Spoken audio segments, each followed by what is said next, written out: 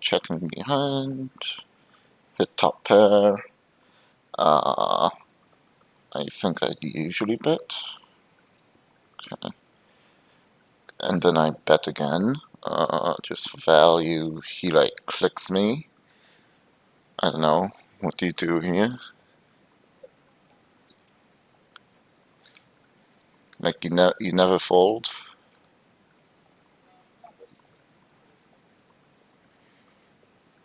Yeah, I mean, we know he's almost always jamming the river, right? So, I mean, I'm not calling the river. So, like, I don't know, sometimes I feel like I can just fold right on the turn.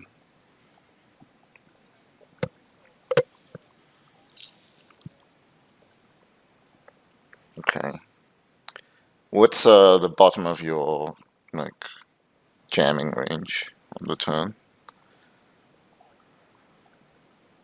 Okay, so you're calling all, like, your two pairs and everything. Okay.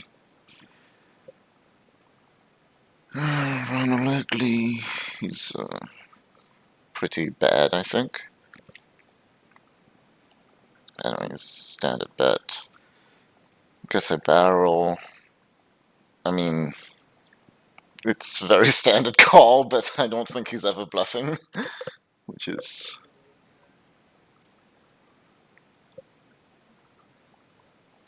Yeah. I like check this hand and into GTO, and we just. Like, GTO's always calling. I mean, I guess if he has, like, some kind of jack or queen with a flush draw, he should be bluffing, but I don't know if. Yeah. It's like, I don't know. It's annoying, but what can you do?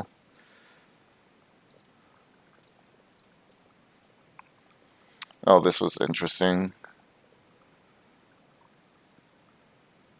Yeah. He's one of the guys working on simple post flop, and I guess he knows a lot about GTO, but probably not playing amazing. But he's obviously calling. On the 5, I thought we might want to have a donking range, uh, just because he shouldn't have. And so I thought my particular hand wants to go small.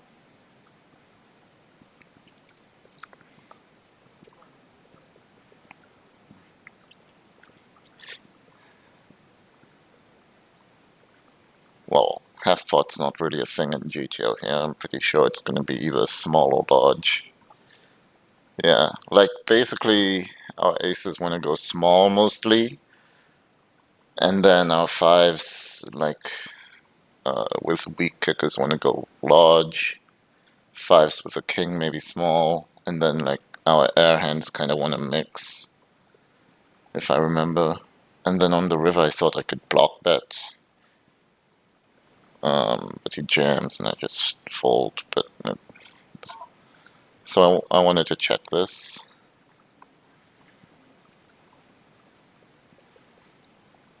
Hmm. I don't know. It seems pretty strong.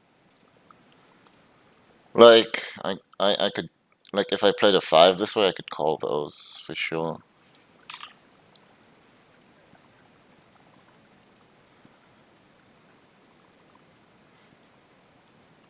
I guess I should also. Uh, I don't know. It's pretty tough. You bet like 2 big blinds here. Okay. So these 3 is standard call. 5 of diamonds.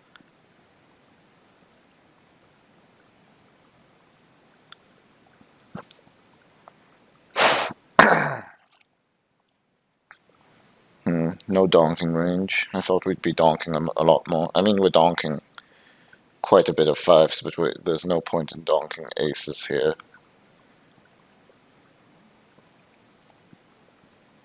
I guess he didn't bet large enough on the flop to the point where he's never got any fives or something. Sorry. Um, if we do donk, also we usually tend to just be a lot more polarized. So we're using a polarized donking range here. Like our aces don't really need much protection, so not much point in donking aces. But our fives are interested in donking, and yeah, the weakest fives will be the most obvious ones to donk. Whereas like king five might wanna not always donk. It's gonna be like a frequency thing. And if we do donk, it's gonna be a large, like either pot or three quarters of the pot. So, alright, I messed that up. And he's supposed to be raising some aces and most of his fives. 10 of diamonds. And if I did donk the turn, then it looks like my block bet is fine with an ace. And I can mix it up sometimes with a flush, sometimes with a five. I'd probably mostly jam with flushes and then block again with fives, and then use the fives to call. You can be jamming with some stronger aces, that's the thing. Like, I think this guy actually would be jamming with strong aces, because I've seen him like value bet pretty light before. So I think he would be jamming with stronger aces than mine. And for his bluffs, I don't know, looks like he needs to turn some nines into a bluff, which I doubt he's doing enough.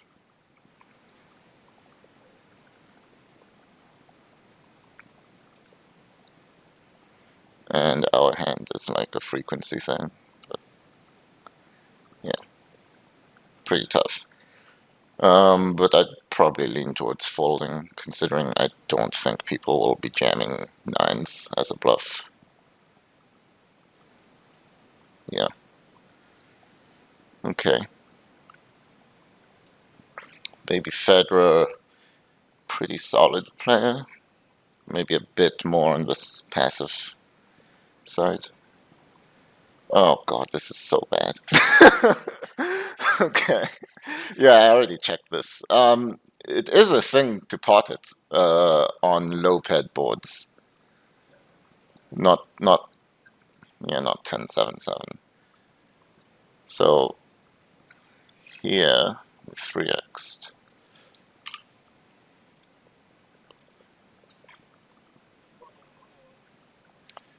Yeah, I just wanted to look at the difference in strategy. So like we can have also like 4-4-6 or something.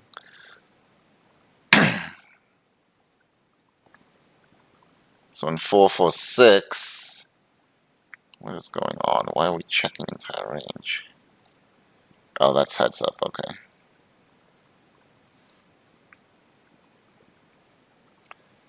4-4-6, there is a potting range, there's a half potting range, there's a quarter potting range. We're betting almost our entire range just because we have a huge range advantage, and the hands that want to be potting are generally going to be like 8s and 9s, maybe some 10s, and some 6s, I guess. Yeah, like ace-6, and then even ace-king I might be interested in just potting, just get value from weaker aces and deny equity from like 2 overcards and stuff. And then we'd have some backdoor hands, bluffs, basically. And then, let's see, mostly just small betting. It's even more apparent on a board like 4-4-3. So here, there won't be any half potting, I think. Yeah. So 4-4-3 is going to be either full pot or quarter pot, no half potting. And now the frequency of potting goes up even more, and you can value bet as high as ace-10, because he's going to be like jamming ace-10 a lot pre-flop. But yeah, again, ace-2 is just makes no sense to pot. And then we're potting our weaker overpairs. All of our threes can pot because he shouldn't have many fours or threes.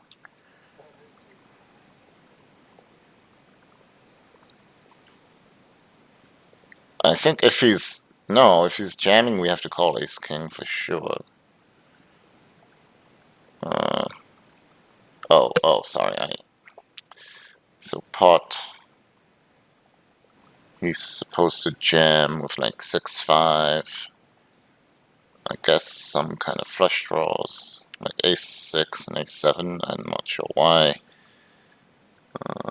But oh, there's no flush draws. But so yeah, he's supposed to jam open enders. If it was a flush draw board, he'd have some flush draws to be jamming too. And like we're never folding like any ace to the jam. We're even calling 10-6 with backdoors, which is a bit crazy to me. Yeah. And I think, I don't know, I think if he calls and the turn's like, I don't know, a 9 or something, we can just jam ace king for value. Yeah, we can just jam these aces for value.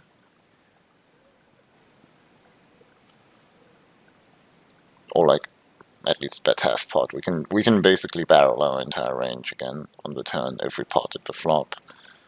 So these low boards are the type of hands we can pot even if it's paired on the flop, which I've found quite interesting. But yeah, 10-7-7 just doesn't make much sense. 10-7-7.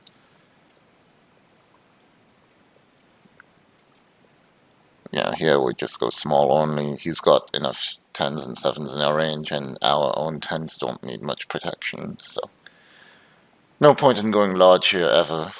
Just continuing small. Most of our range should be the play. Okay, well, now I block bet because that's the value of my hand. He raises. Yeah, it's a weird hand. Okay. Turns and rivers don't matter too much. Here, this guy I thought was a fish at the time, but it's a rag, actually. Some old school Spanish rag. I mean, I think I should. I think I'd bet my entire range, but yeah, I still think I'd bet my entire range here.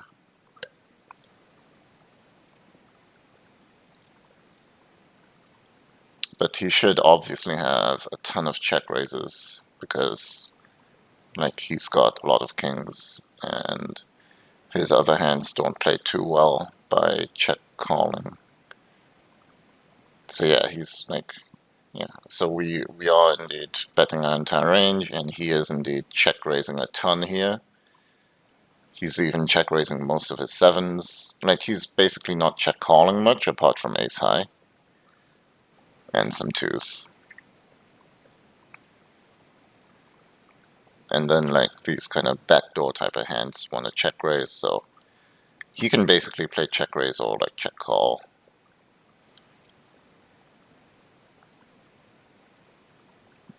Obviously we're calling. We're supposed to call pretty wide too. We're not supposed to really have a re-raising range here, even though he's check raising a ton, which is pretty interesting because usually against high check raise frequencies you're supposed to re-raise quite a bit, but basically no re-raising going on here.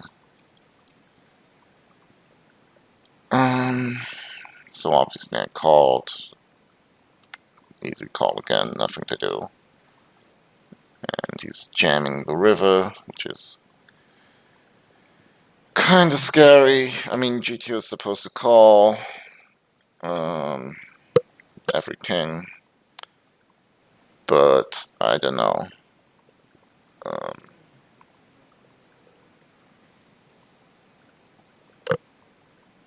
Yeah, I don't know. Would you call here?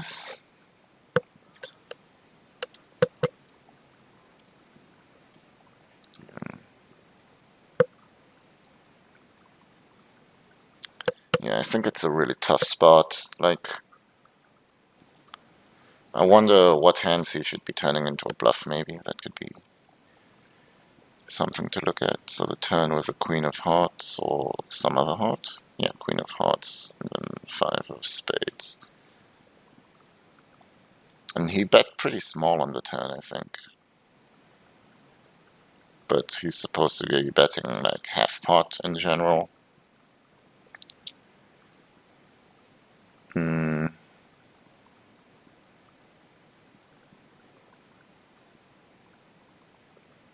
He's supposed to be checking some of his kings. Like he's even like King Jack, King 10 are supposed to be checking pretty often.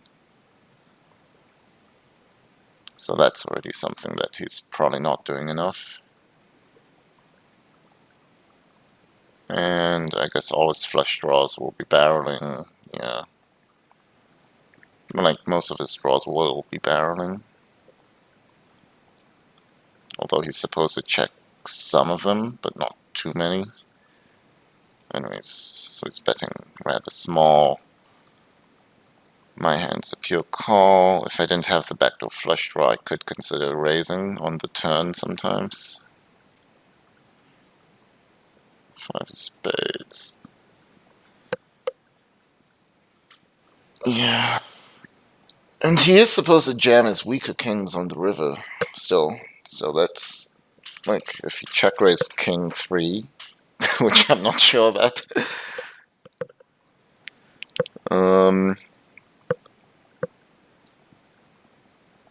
He's supposed to be jamming like 60% of his no-mate hands.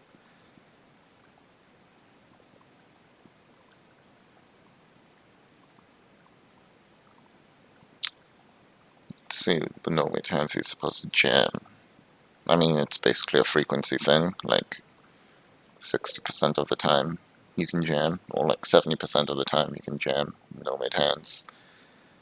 So I think the bluff frequency will be reasonable.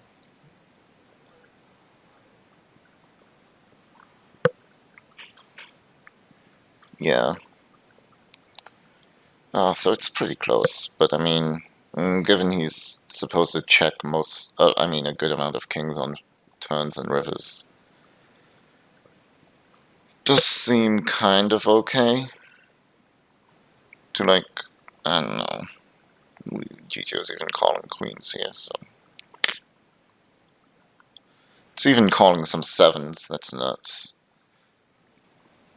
Yeah, kind of nuts. Maybe I should call. No, I'm like, I'm kind of like, a foldy guy.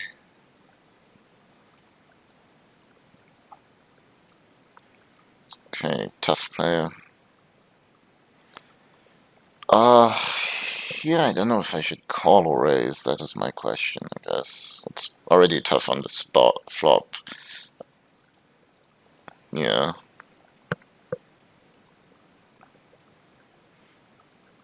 And then I was wondering if I should jam or just like pot it. I think given this, yeah, but I mean, given like the straight came on the turn, this isn't really like the top of, like straights came on turns and rivers. This isn't really the top of my range. So I feel like,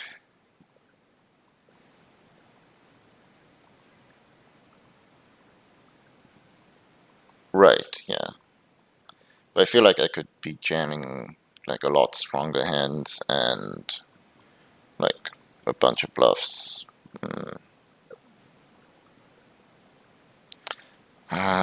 Here, I don't know. I think it's not the same situation where it's like 2 blanks. Like if it was like 3 and 2 on turns and rivers, or like 6 and 2, or like something like that, then it makes a lot of sense to be jamming.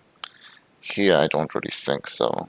Yeah, that's what I wanted to see. And as I potted and he folded. So we can just check this out. No, I don't really think that's the thing. All Jack-9s are in his range. So he's betting his entire range.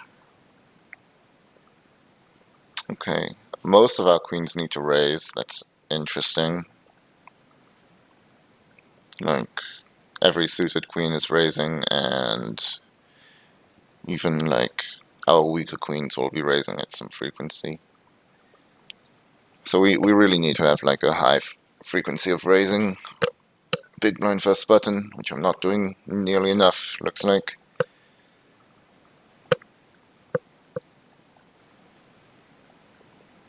Turn was like an offsuit 9. Oh no, it was an 8, sorry. 8 of spades, okay.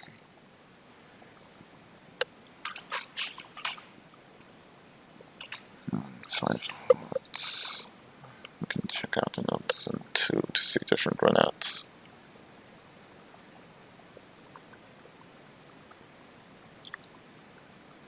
Oh, my instant GTO just crashed.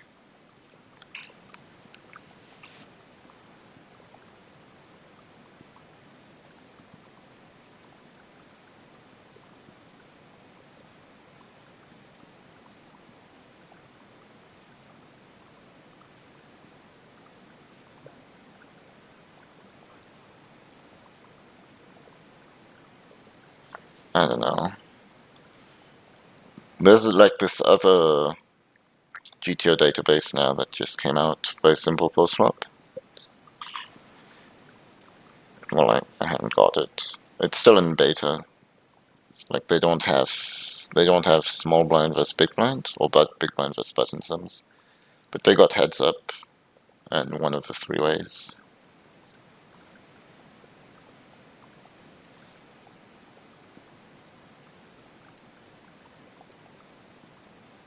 Oh no, this is heads up. God damn it.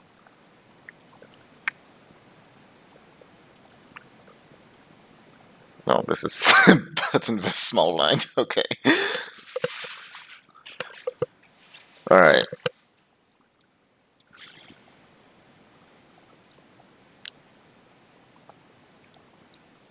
Call. 8 of spades.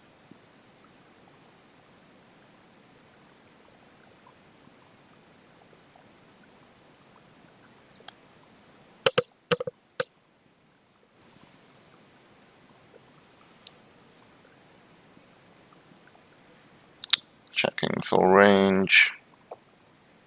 You should be barreling even hands like ace jack, ace king even. And like, you know, some 9-6. Bunch of weak aces as well, or good bluffs, weak kings.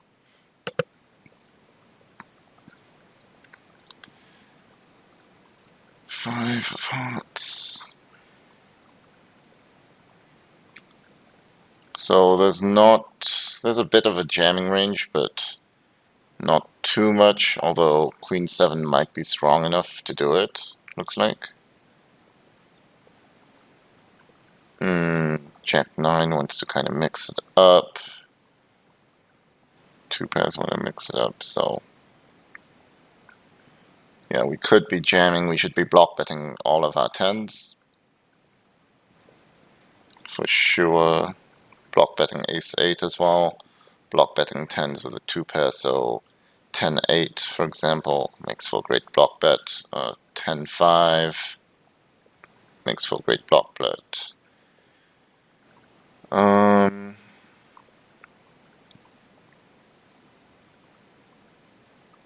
then, like, Jack 9 mixing between. So it looks like jamming is okay still with a queen. Well, depends on your kicker. The weaker the queen, you might want to just pot it. And I thought I might have some stronger queens, but really I don't, because I probably am raising like queen 8, queen 9 on flops. So it makes sense that this is actually our strongest queen, which I didn't realize in game. So yeah, it does make sense to be jamming here. Okay.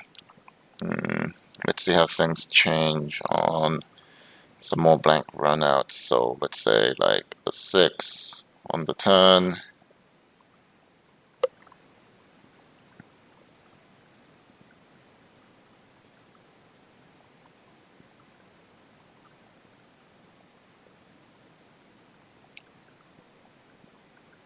Check, check. And then like a 2 comes on the river or something.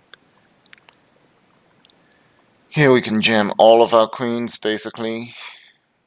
We can check queen 4 though, because we wouldn't be betting that on, like we wouldn't be betting 4s on the river, so that makes more sense to be checking. And then 10, we don't really want to block bet 10s because they have so much more value now. We'd rather like half pot or even 3/4 pot with a 10. Even ace 10 can even jam.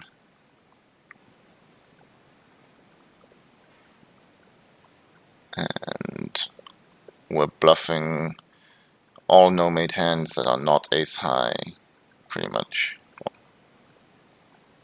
Yeah, king 9 is still bluffing, king jack is still bluffing. And no-mate hands will be mixing the sizings. Although the weaker the hand, the more likely it is we're gonna jam. Well, I mean king jack is jamming too, okay. So, cool.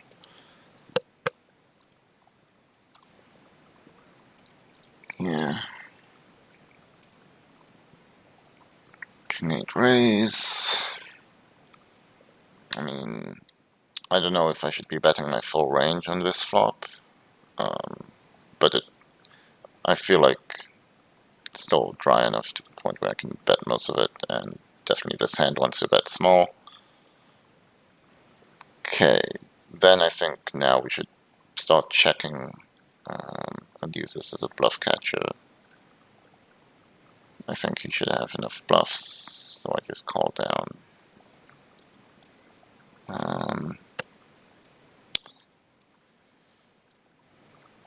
Just want to make sure my thoughts here are right.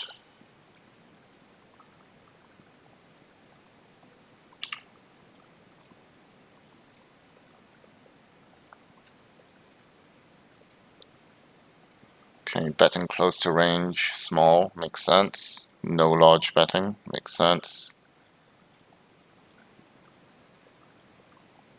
He's never raising. Just 2 blanks, right? 7 and 6.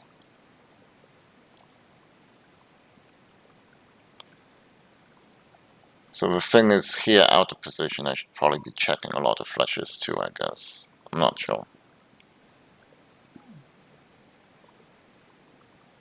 Flushes should be checking like half the time. Sets should be checking almost always. 2 pair, like we shouldn't be barreling much in general, basically. We should only barrel really with like top pair, good kickers. Those are the main barreling hands. Almost everything else is going to be checking at least some frequency. And the best bluffs are going to be like our complete air hands, like, you know, those 5-3, 6-4 hands that we raised on the flop, pre-flop. So we should have a huge checking range. He should be betting most of his flushes. Yeah, okay. He should be checking a lot of his top pair though. Like weak ones. Check calling, obviously. Okay, I think my hand was pretty standard. And he's jamming his strongest aces. Well, even his weaker aces that bet the turn, but that's not too much. He's jamming all his flushes. And all his straights, obviously. So, checking his eights though. But he should be jamming some of his bluffs, which, yeah, I think he's going to do it enough, so. Oh, we can still fold sometimes. Interesting.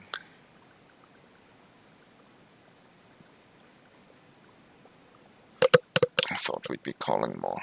Okay.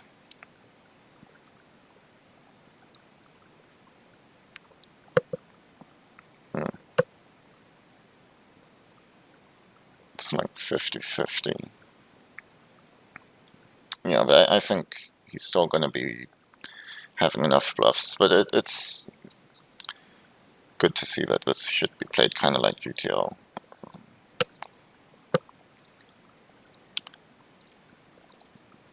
Here, kind of tight pre-flop.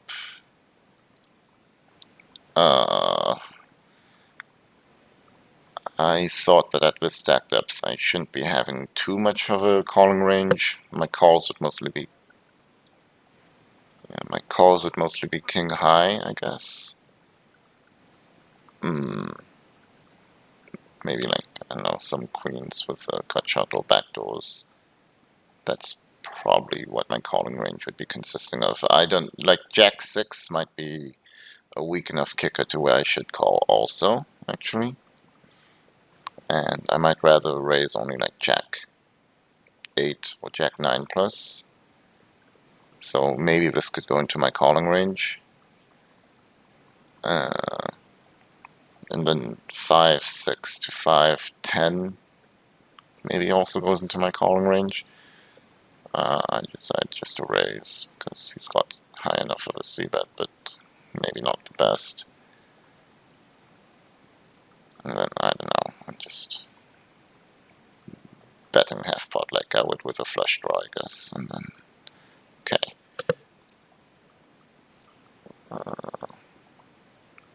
So we're like 12 big blinds deep. Let's check. And pot.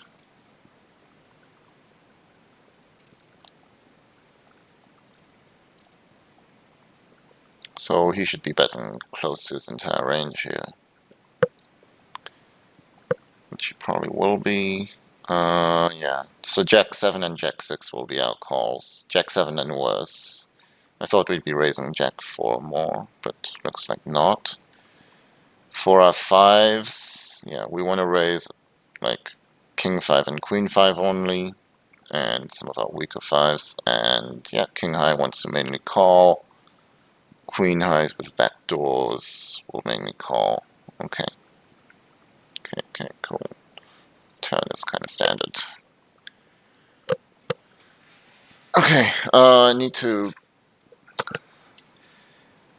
So 8-9 heads up, like 12-13 bigs deep.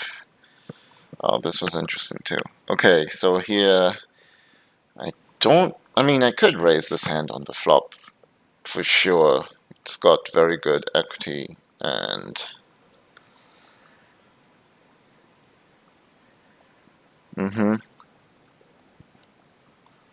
Yeah, I think this definitely makes a good candidate for raising. I decide to call probably low randomizer or something. I definitely could construct a donking range here, but this hand doesn't. It's not very interested in donking, I think, so I think I'd rather check it. He's checking back, and we should definitely go for a block bet with almost all of our 8s. We could like go 3/4 with our 10s, and then like overbet with like 6s and flushes and straights, I think. Something like that. So I block. He raises, and like I think I should be turning some of my 8s into like a bluff, which is what I did here for. Because like he could be raising with some bluffs, but also I don't want to allow him to raise with like a 10, for example. So oh yeah, I think like a good reg could get away from a 10 here, for sure.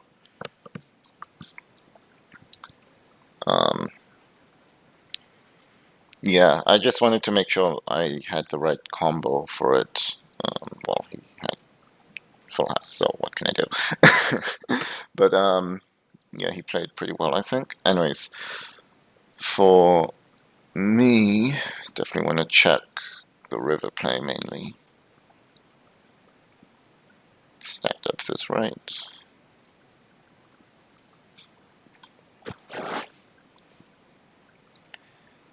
So here he should be checking some 2 pairs such as his, like 10-6 should be a check about half the time. Maybe he's not doing that enough, but anyways,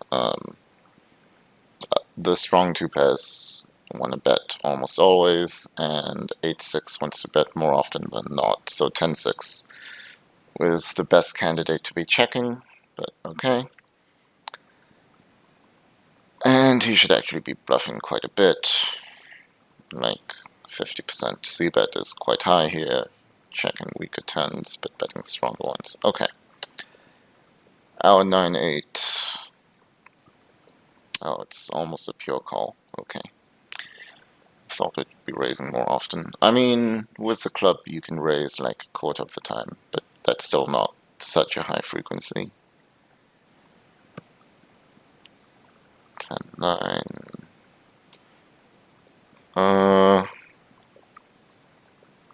So we don't even want to raise like Jack 10 or Queen 10 too often.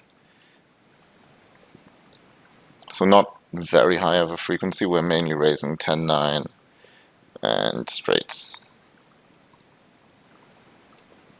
6-2.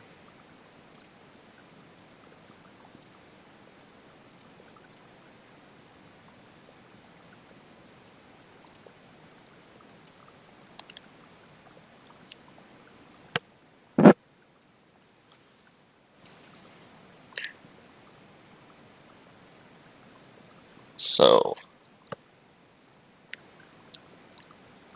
on the 6, we do want to construct a donking range. It wants to be small because we're interested in like block betting a bunch of 10s as well for protection here. So not much point in building a polar betting range. We also want to have small pots with our draws.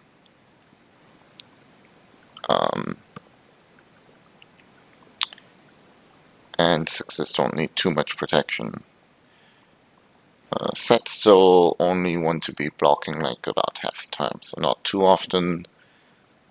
Doesn't look like there's too big of a preference between which 6s want to go large and, want to donk or not. And 10s want to donk. The stronger ones want to donk more often than not. But anyways, we checked because our hand should be a pure check. He should be checking quite often, obviously, but still barreling a bunch of 10s, still barreling a bunch of bluffs. His hand should mainly be barreled, but I think he should be checking a bunch of full houses, like pocket 10s want to check always, pocket 8s do not. Yeah, it's mainly pocket 10s that want to be checking, so okay, maybe he's checking a bit too much, I don't know. Which probably isn't bad, like he can expect plenty of bluffs from me on the river. And it was like a 2, I think. So here, we definitely want to be block betting all of our 8s as we see.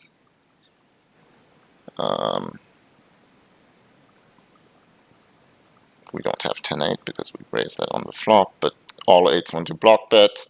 As for 10s, like 3/4 or half pot seems like an appropriate sizing, as I said. And then straights kind of want to mix all sizings, although overbetting seems like a good option. 3 of a kind, again, either overbetting or kind of like slow playing.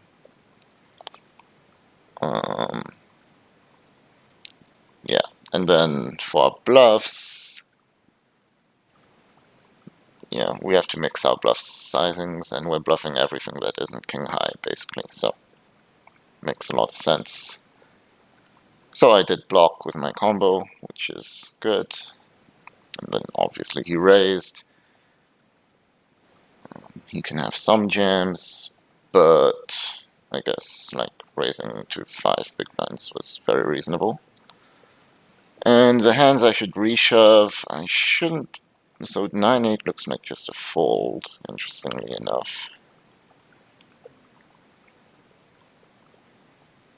Yeah, so you want to jam like 8-2 with a 2 of clubs.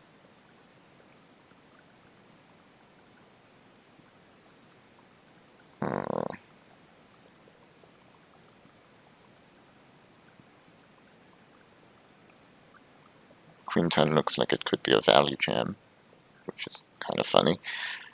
Okay, 6 is a value jams, which makes sense. Mm, but yeah, I might be doing like overdoing it. I guess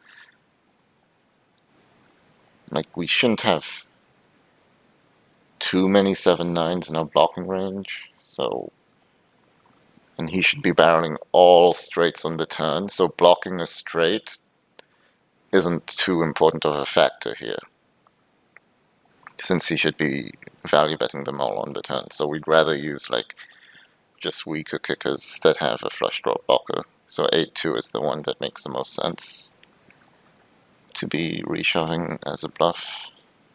Alright, good to see. Yeah, yeah. I mean, it's important to have some of these plays in your arsenal sometimes. Okay, here we are 12 big blinds deep, limping ace queen. This is like 50-50, I think, on the flop. Turn is a very simple check. Yeah, okay. And he checks to us, and I guess GTO would be jamming pretty often, but yeah, I decided just to go for a small overbet.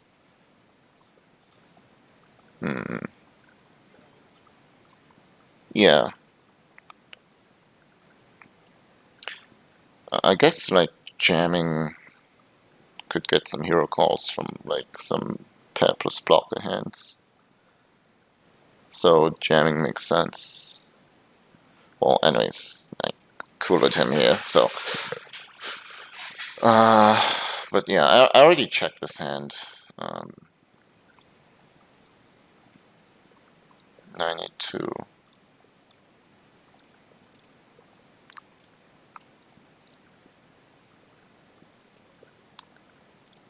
So check. Ace queen suited is going to be like my particular combo with the backdoor flush draw.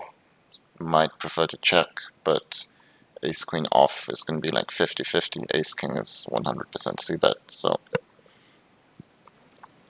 not bad.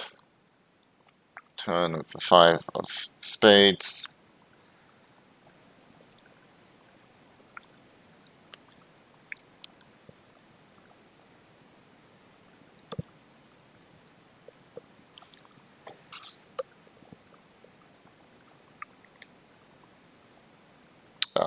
He does want to have a donking range, which is quite interesting. I guess it does hit his range enough. And like a small donking range, his 9s do want some protection. Even 8s want some protection. So yeah, it makes sense to have a bit of a donking range. Anyways, as played, I certainly do not want to be barreling my hand. And it was the 10 of spades.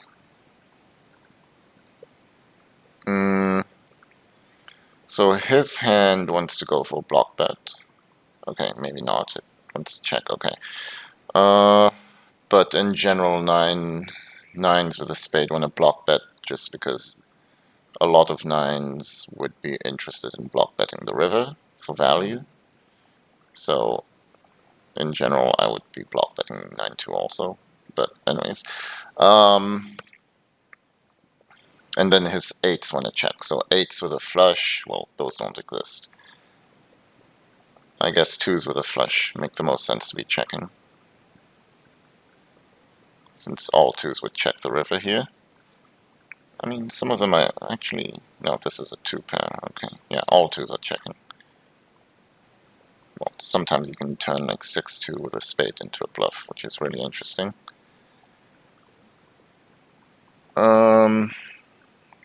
Let's see what flushes he should be checking. Yeah, mainly the 2s with the flush he should be checking. And that's about it. Like, he should be betting most of his strong flushes, like king-high flushes, although they're, again, mixing sizings. And then on the river, I should indeed have somewhat of a jamming range, especially with my hand. We're not... Well, we do have a block betting range. No, no, that's not block bet. That's two. That's half pot. Okay. Yeah. So half pot with our tens. Even 10-8 can be jamming. So okay, I guess jamming seems okay.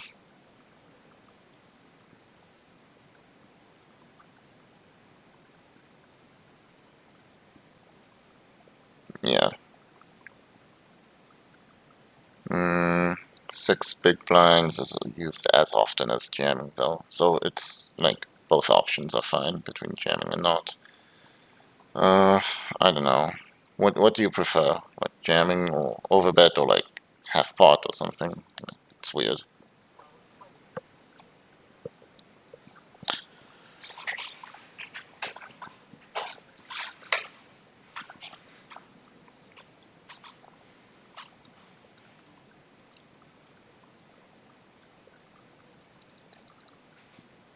Right, yeah, that's true.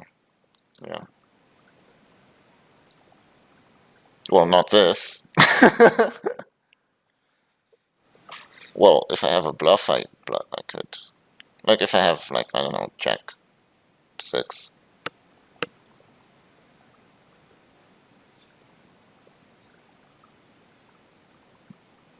I mean, he's probably gonna fold about the same amount as he would to a jam.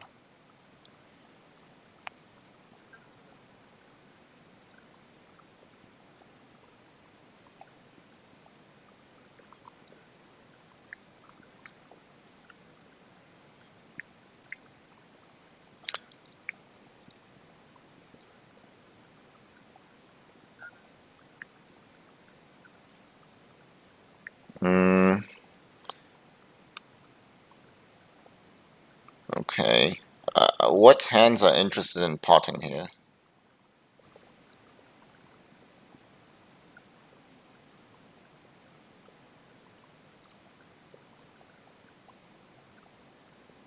No, but what value hands are interested in potting?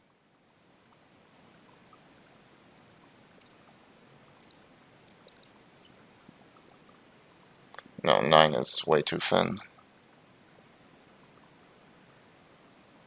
Like nine is way too thin because he has so many tens, and he might slow play like some straight soft flushes and etc. Like nine doesn't want to go more than half pot. Like we saw already.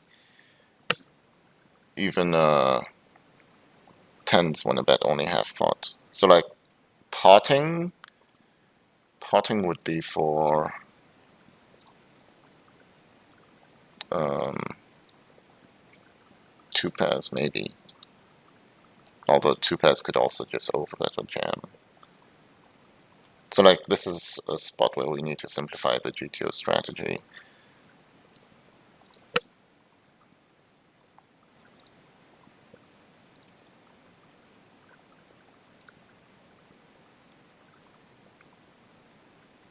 Yeah, pot isn't even used by GTO at all. Um,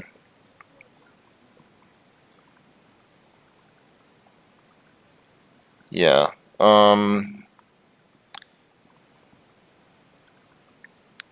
I mean, the difference between jamming and overbetting is so little, so I don't think that matters too much. It's just important to know that there's not many hands here that want to be potting.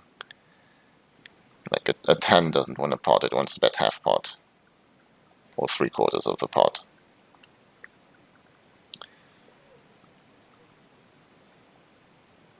Flushes want to jam, obviously, but we also have like some hands like two pairs that don't want to jam, they do want to go for overbets. So two pairs kind of mix in with everything. And yeah, so it's going to be kind of close between like overbetting and jamming, basically, with a lot of these hands. Okay, so I mean, I think my play is fine.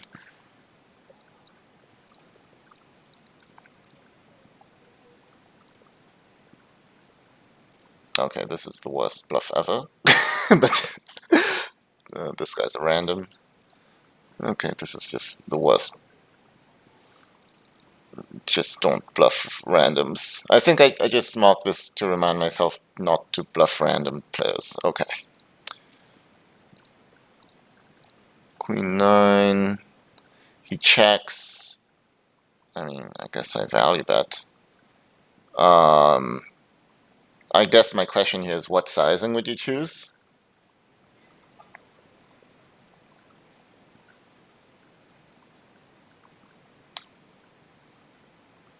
Yeah, I thought even potting would be too big because the 10 is kind of connected, so it's like I can definitely think this guy would be checking like ace king or king 9 or like some, and he's all got like jack 10 all the time, 10 4 quite often, like pocket tens. So I don't think it makes much sense to be like potting. So I just went for half pot. Oh fuck.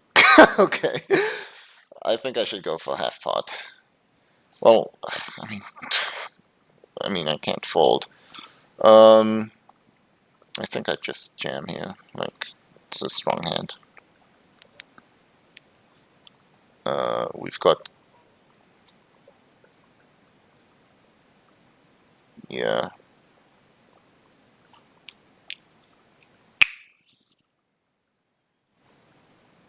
I mean, we've got an open ender. There's no way we can fold our top pair.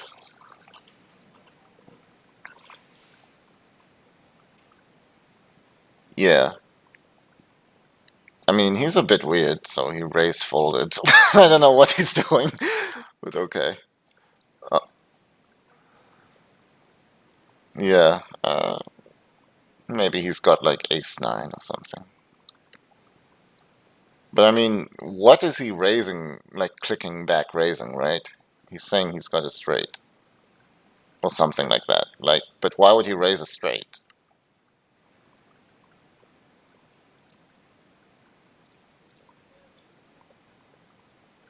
He's just like playing exploitatively here. And I mean, two pairs aren't interested in clicking, they're interested in raising bigger to deny equity.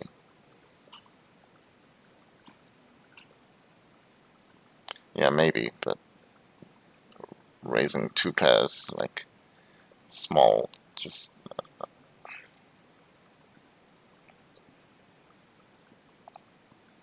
Mm-hmm.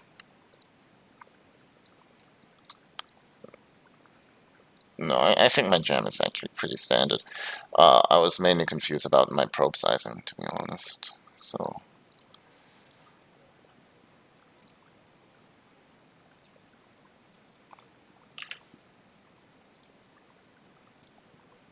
Right, yeah, yeah. I just wanted to check if we're potting ever.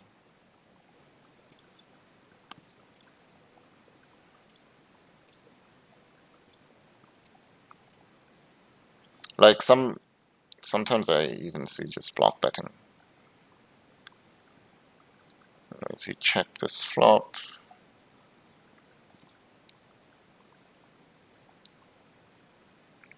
It was a 10, 10 of what? Diamonds.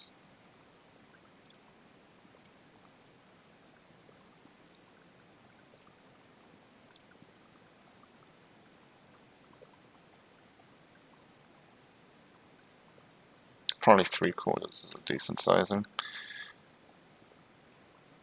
Although I thought we'd be interested in betting a lot of hands like Jack, like King Jack or Jack 9. Okay, so potting's not a thing. 3/4 is a good sizing. Half pot is okay. Block betting is not a thing. So yeah, we're checking quite a few queens, which is interesting. I thought we'd be betting way more queens. But yeah, Queen 9 is our hand that's most interested in betting, basically.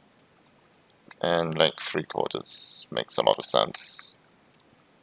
And then he just clicks it, which isn't terrible. Okay.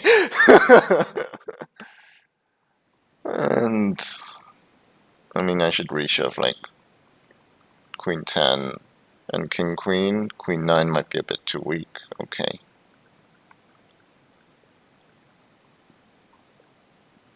And reshoving 9-8 and some flush draw plus straight draw type of hands.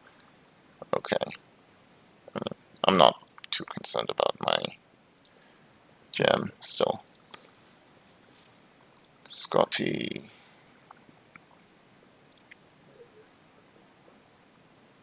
What? 1, 2, 3, 4, 5, 6. We have 7 hands. I think we could try to finish. Okay, 1.5. I mean, easy barrel. I was wondering if we have a value bet on the river.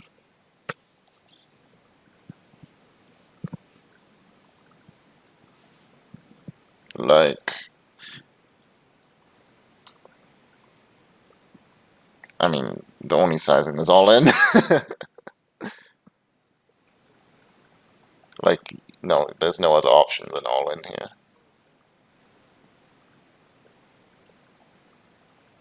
Right, yeah. But I mean, if you're betting, are you folding?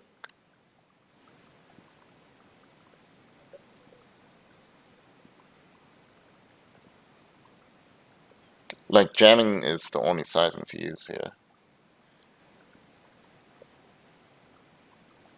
Even like exploitatively. I mean, there's 10 big blinds and 13 big blinds, and he's got 10 left. I can't see any reasons for doing anything other than jamming. Like, even against a fish. We should be getting... He should be calling all his... Or like, maybe half his 2 pairs, I guess. And like, some hero calls as well. Like, I don't know.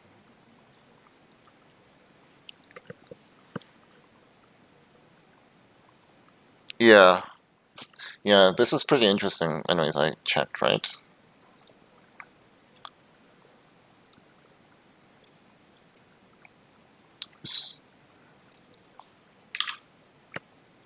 Um, I think so. Yeah, I checked this because I was pretty curious. Limp pot.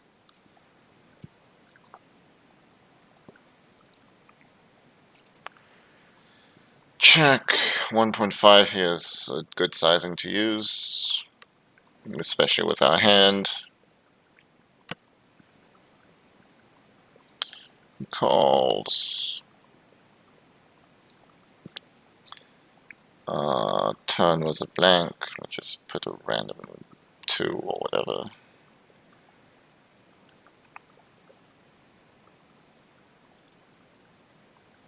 Yeah, same thing. Oh, I put a second heart though. That might change a bit, but okay.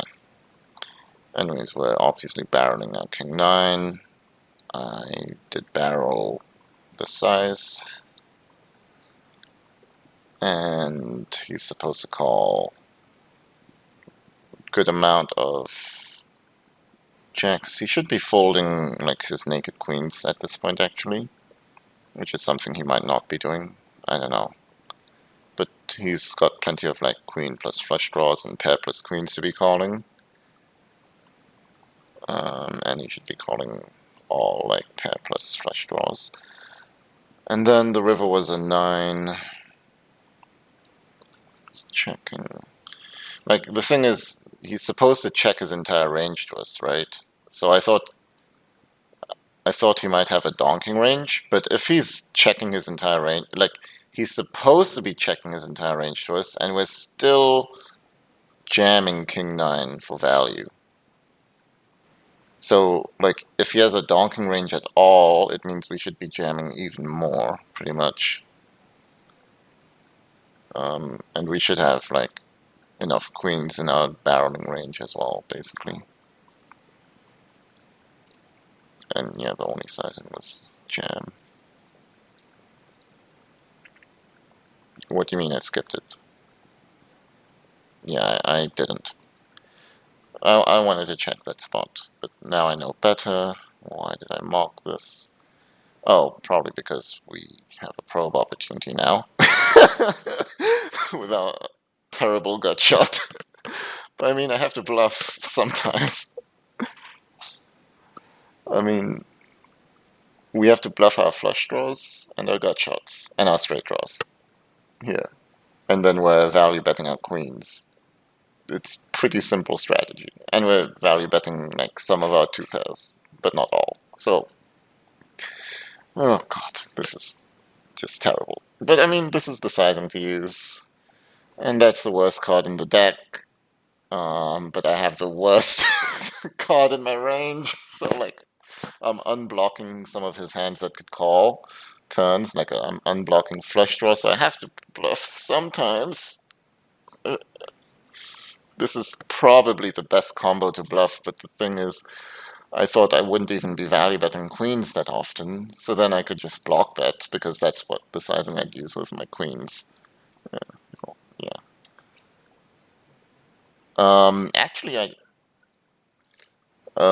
Actually, this was a pretty decent played hand. I checked it after also. No, it's block bet. It's the only sizing on the river because he has all the jacks. How deep are we? Pretty deep, right? Like 22, 23.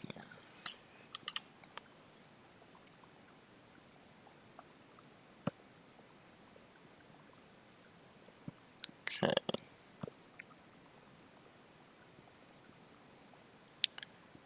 So he's checking king 6 always. That's good. And the turn was the 6. 6 of diamonds. Yeah. 6 of diamonds.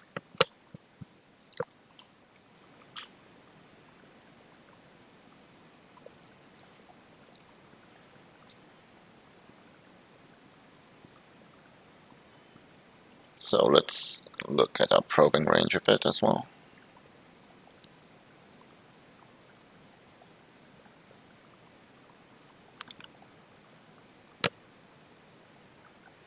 Okay, so probing most of our queens.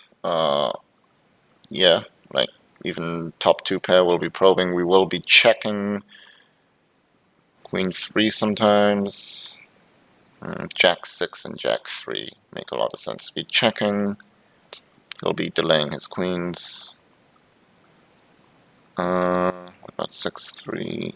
Checking always. Okay, these are good things to note. But yeah, queen 6 plus always probing. Overbet is the standard sizing. And okay, let's look it up. I mean, weak queens are interested in betting small, but they can also check. So I probably don't have a small sizing here, to be honest. Anyways, let's take a look at our bluffing range. So open-enders plus flush draws, usually probing. I mean, yeah, if it's not king high, then you can go for the probe, pretty much. I think 10-8 would go for a check raise. That's why it's checking. I mean, even 5-4 is probing here, though, which I thought it might be checking, going for a check raise sometimes, but looks like not. Flush draws, if it's not king high or better, you can probe always. Open-enders, I don't know why it's checking 10-9. I tend never to check 10-9. I would be checking king 10. And gut shots, I mean, it's like a frequency thing. I guess 5-2 is still a probe. I feel so bad about probing here with 5-2, but what can I do? I mean, it's nice to see that we're not always probing like 10-8 or like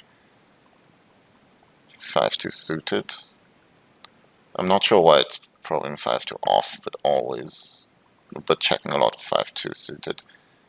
I mean, I guess 5-2 off has like some future flush draw blockers. So I had 5-2 suited. So this 5-2 suited might be more interested in checking, Yeah, and then if I had like 5-2 off with like a spade and club, I could be checking that too. But 5-2 suited with any like future blocker to a flush draw is going to be a good probe. That's how I'm looking at it right now. So I could have checked with my exact combo. But anyways, what? Yeah, hard to implement. So he's calling king 6, which is very standard. He's never folding a jack. So the jack's terrible. And on the river, like, we can basically check almost everything, and if we do bet, it's going to be a block bet. Our queens want to go for a block bet, and we basically don't have to bluff. But I figured, like, like I looked at this, and it's pretty interesting because when we block bet, he should just like he should just raise his no mate. Like every single no mate hand, he needs to raise at a certain frequency, you know? Like he needs to raise like 25% of the time with every single no mate hand.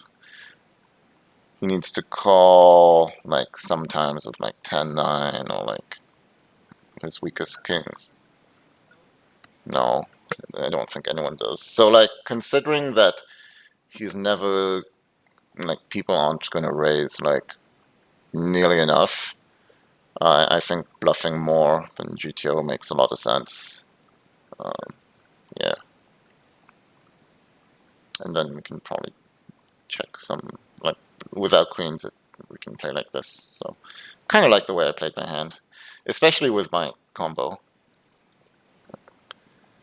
I mean, it makes the most sense out of all combos, I think, to bluff rivers. Okay, we raise this time against Alex. Kind of crazy guy. Oh, god damn it. Okay.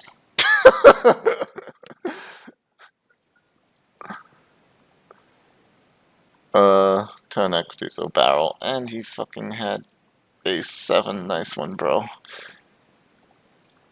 I mean, he's a crazy guy. Doesn't like to fold. Actually, it's a block bet on this flop. I already checked this. It's similar to the 10-10-7 or 10-7-7. Like the 8 is a high card. I mean, the 8 doesn't need protection, so there's not much need for us to be betting large. So this was a mistake by me. Good to note. Maybe against him I could do it value heavy though, like pocket 9s, pocket 10s, ace king.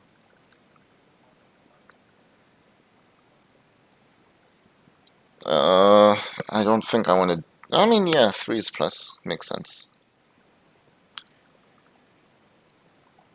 Okay, 4 more. Call. Here GTO's probing almost always, but he's got such a high delay frequency that I checked.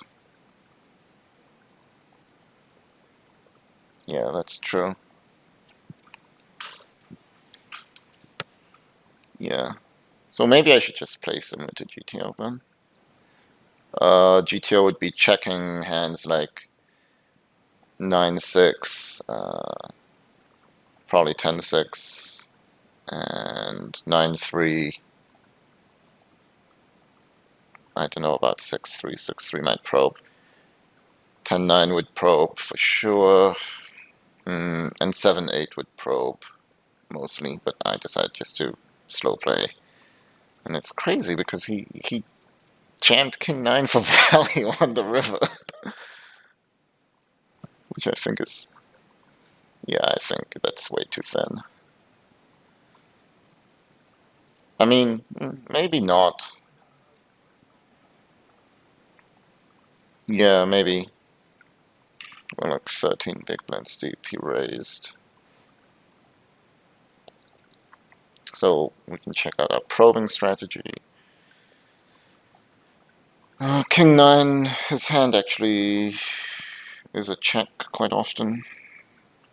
Thought he should bet more often.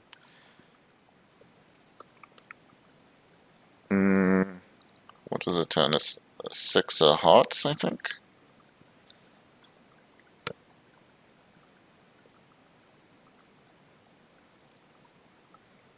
2 on the river. Okay, so straights. Okay, straights are mixing. I thought we'd be probing more often. Our strategy is gonna be, looks like everything is an option here. So I don't think the sizing is something to analyze in Insta. That would be for simple. 2 pairs, 10-9 is the main combo we want to be probing. We don't expect him to delay with a 6 or 3, so we want to get value from his draws and everything. But then the other 2 pairs are more interested in checking, because he's going to delay all his 10s, and we can go for check raises. Top pair wants to probe always. Second pair, even second pair is probing quite often. So this might be a board for like 2 sizing strategy. Like, I think pot and half pot makes sense here if we want to probe our 9s quite often. Okay, then we're probing equity. Yeah, makes sense. So I did check. He's gonna delay his king 9 quite often. Ace 9 always, although sometimes his 9s should be in the checking range, but he's probably gonna delay them always. Given his stats, 3/4 is the sizing he chose. And 8-7 is a mix. Okay. Even 2 pairs are a mix, but I would tend to raise almost all my 2 pairs. Maybe apart from, no, I'm probing 10-9 anyways. I think I tend to raise my 2 pairs always, just because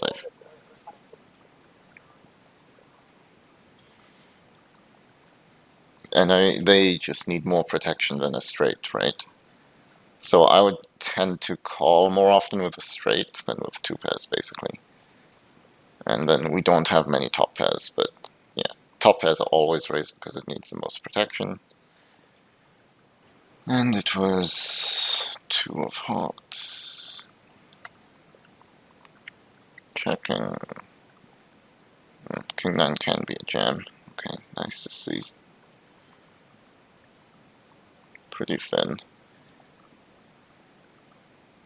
Alright, I guess he didn't play too bad.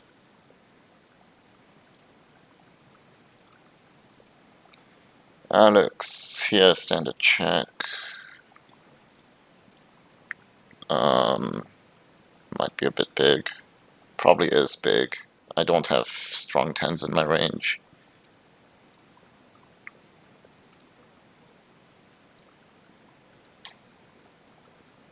Yeah, I think like 3/4, half pot is the way to go. I probably should jam the river, right? Yeah,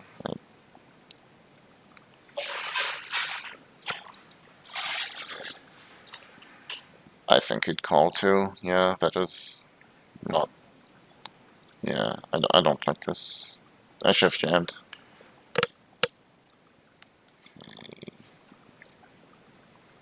Oh, I just wanted to check if I could block bet this. Oh, no.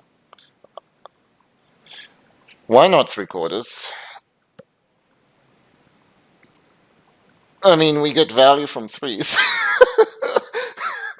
And his draws, like, he's gonna be betting a good amount of his 6s. He's betting 7s and 8s. Maybe he might check 9s. He should be betting almost all his 10s. Like, our hand is worth 3/4, I think. Like, a 10 is worth an overbet. A 6 might be worth an overbet, at least pot. So I think a 5 might be worth 3/4, and a 3 might be worth a block bet.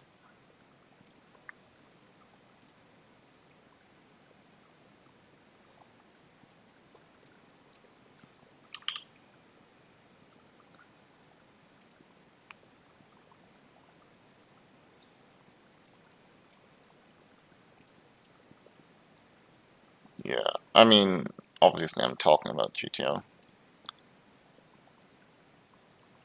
So he should be betting all 10s. 6s should be betting at a very high frequency. He might Let's see, is this player opening enough sixes? Like, he might not have enough, like 9-6 in his range or something, or 10-6, I don't know. But he should be betting them quite often. He probably will be. Sevens and eights will be betting quite often. Probably still checking nines and tens, but that's not very much of his range. He's going to be betting all his overpairs still. He will be checking like king, queen, ace, jack quite often. So I don't think the ranges will be too different. Then there's an offsuit 5 or 5 of clubs. So our probing strategy.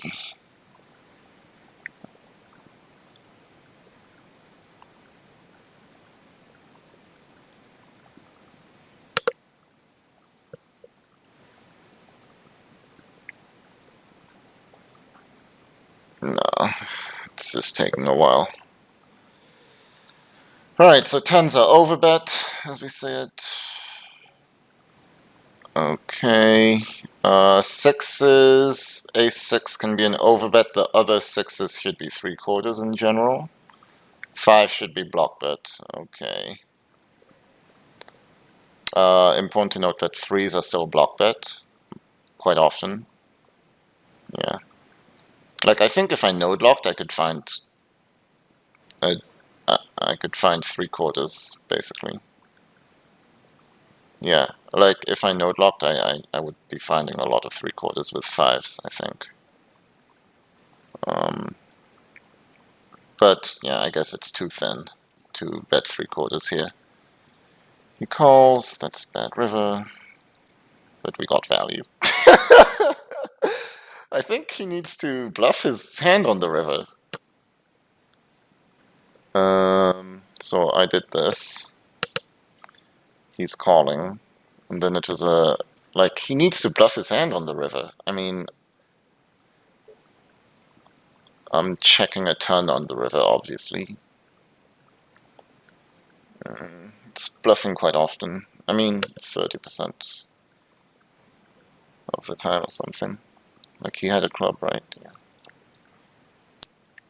I'd probably be checking without clubs, but bluffing with a club.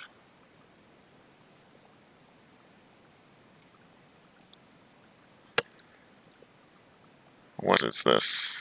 This is just a... Okay, that's just... Alright, we're done. Cool.